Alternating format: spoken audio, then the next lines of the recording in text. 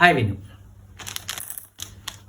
ఈరోజు బ్రెడ్ అనేది quite common item అయిపోయింది. ఒకనప్పుడు జ్వరం వస్తే బ్రెడ్ ఆ రొట్టి పాలు అనేవారు, ఇది మాత్రమే పెట్టేవారు. సో ఈరోజు చూసినట్లయితే జ్వరం వచ్చినా సరే టెంప్టేషన్స్ ఎక్కడ తట్టుకోలేక రెగ్యులర్ ఫుడ్ బిర్యానీతో సహా అన్ని తినేస్తాం. కానీ ఈ బ్రెడ్ అనేది మన జీవితంలో ఒక భాగం అయిపోయింది. సో బ్రెడ్ టోస్ట్ అవ్వచ్చు, ఆమ్లెట్ అవ్వచ్చు, లేకపోతే శాండ్విచ్ అవ్వచ్చు, లేకపోతే బ్రెడ్ తో ఇంకా మీటా, జామ్ అండ్ బ్రెడ్, మీరు నేమ్ చేయండి. ఆ బ్రెడ్ తో డిఫరెంట్ ఐటమ్స్ తయారు చేయండి. ఈవెన్ బ్రెడ్ తో బిర్యానీ, కర్రీస్ అన్ని రకరకాలు. మనం ఇమాజినేషన్. ఈ బ్రెడ్ కొనేటప్పుడు మనం తీసుకోవాల్సిన జాగ్రత్త అంటే బ్రెడ్ మీద డేట్ ఆఫ్ మ్యానుఫ్యాక్చరింగ్ ఉందా లేదా చూడాలి. ఈ నా దగ్గర ఉన్న బ్రెడ్ మీద ఎక్కడ ఒక లేబుల్ కానీ ఒక స్టిక్కర్ కానీ లేదు. FSSAI రూల్ ఏం చెప్తుందంటే ఇక్కడ ఒక స్టిక్కర్ ఉండాలి. ఈ స్టిక్కర్లో ఏమి ఉండాలంటే ఇది ఎవరు తయారు చేశారు, దీంట్లో ఇంగ్రీడియంట్స్ ఏంటి, ఎలర్జెటిక్ సబ్స్టెన్స్ ఉందా, షుగర్ ఎంత ఉంది, ఫ్యాట్ ఎంత ఉంది, ఇవన్నీ దీంట్లో డిస్ప్లే చేయాలి. ఇంకొకటి date of manufacturing and date of expire, అది ఇంపార్టెంట్.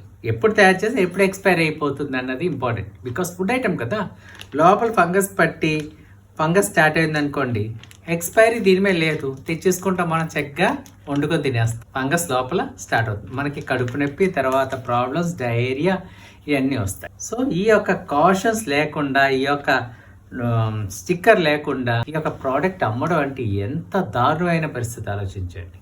అది ఫుడ్ సేఫ్టీ డిపార్ట్మెంట్కి సంబంధించిన విషయం.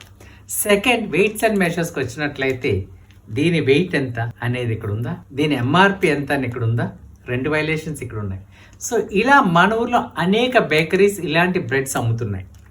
ఏంటంటే చాలా ఈజీగా బ్రెడ్ తయారు చేయడం, వెంటనే ప్యాక్ చేయడం, అమ్మేయడం. ఇది సేల్ అవ్వకపోతే ఏమవుతుంది, సేల్ అవని అన్నీ ముందు పెడతారు, కొత్తగా చేసిన స్టాక్ బ్యాక్ పెడతారు, ఇది ముందు తోసేస్తారు. మన దురదృష్టం శాతు మనం ఏంటంటే ఇది బాగోపోతే ఇంటికి తీసుకెళ్ళి మనం తింటాం, మన పిల్లలకు పెడతాం, మనకు తెలియదు, హాస్పిటల్ బిల్స్ పెరుగుతాయి. ఎందుకు ఇంత కాషన్గా, ఇంత సేఫ్గా, ఇంత జిమ్లో జాయిన్ అవ్వి ఎక్సర్సైజ్ చేసి న్యూట్రిషియస్ ఫుడ్ తినే నాకు ఎందుకు లభిందని మనం ప్రశ్నించుకుంటే ఆన్సర్స్ తెలియదు ఇలాంటి ఫుడ్ ప్రోడక్ట్స్ వల్ల. దయచేసి మీరు ఇలాంటి ఫుడ్ కొనొద్దు. ఒకవేళ మన ఊర్లో బేకరీస్ ఇలా ఫుడ్ అమ్మితే వాళ్ళని వెంటనే నేను చెప్పిన డీటెయిల్స్ ఉండేటట్టు చూడమని చెప్పండి. మనం మారాము, టెక్నాలజీ మారింది, యుగం మారింది. ఎక్కడో మన తాతల కాలంలో ఇలాంటివి ఉండేవి. మారాలండి. మీరు అడగొచ్చు ఇది తింటే ఏమవుతుందని. లక్ ఉంటే ఏమవుతుంది, అన్లక్ అయితే హాస్పిటల్లో ఉంటాం. ఇంకోటి చాలామంది కమెంట్ చేస్తూ ఉంటారు, ఏమండి ఇది ఒకటేనా అడల్టరేటెడ్, అక్కడ బిర్యానీ అడల్టరేటెడ్, ఇక్కడ chicken adulterated, mutton adulterated, fruits adulterated. Correct. నేను అడల్టరేషన్ మీద అవేర్నెస్ వీడియోస్ మాత్రమే చేస్తున్నాను. దాని మీద ఫైట్ చేయడానికి నాకు ఏ విధమైన ఇంట్రెస్ట్ లేదు. ఒకవేళ మీకు అడల్టరేటెడ్ అనిపిస్తే మీరు సంబంధిత ఫుడ్ ఇన్స్పెక్టర్కో లేకపోతే ఫుడ్ డిపార్ట్మెంట్కో కంప్లైంట్ పెట్టండి, వాళ్ళు యాక్షన్ తీసుకుంటారు. నా కంట ముందు కనిపించేదాన్ని నేను ఇన్ఫామ్ చేస్తున్నాను వాళ్ళకి. ఇంకొక విషయం, మీకు అంతకీ అడల్టరేటెడ్ ఫుడ్ అంటే ఆ ఫుడ్ని అవాయిడ్ చేయండి.